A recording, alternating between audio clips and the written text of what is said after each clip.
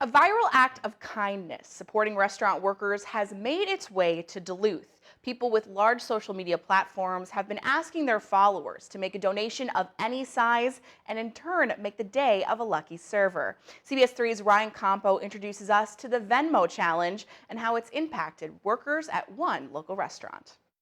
Honestly, I didn't think it was real until he showed me the money that he had in his hand, and I was like, is that real? 200, 300, 400, 500, 600. On Friday night, Minnesota bar and restaurants served their final in-person diners for the next 4 weeks as new restrictions were put in place, putting an extra strain on restaurant industry workers. There's lots of places that need the help right now. Alyssa Green, a social media blogger from Hermantown with close to 200,000 Instagram followers, wanted to help in whatever way she could. It's something so simple for me to go on my Instagram and just like try and gather a bunch of people who just want to do better. Inspired by the recent social media trends to surprise restaurant servers with large tips, she reached out to her followers to partake in a Venmo challenge. Within the first hour, I had $1,000. In less than a day, she collected $4,000 from people all over the world just looking to make someone's day. There were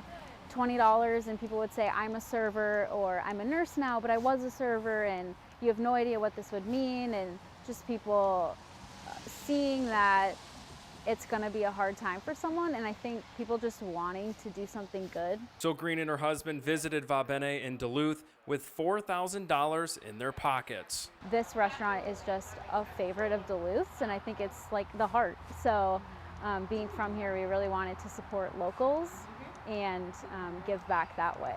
Luke Schmitz, one of Va Bene's owners, says that this generosity will go a long way with his staff. This is amazing because now I don't have to worry about buying Christmas presents, which is something that they were, unsure about what they were going to do with that. A sense of relief touching all of Va Bene's staff. The coolest thing was every single person that had the money said, we're going to evenly distribute this.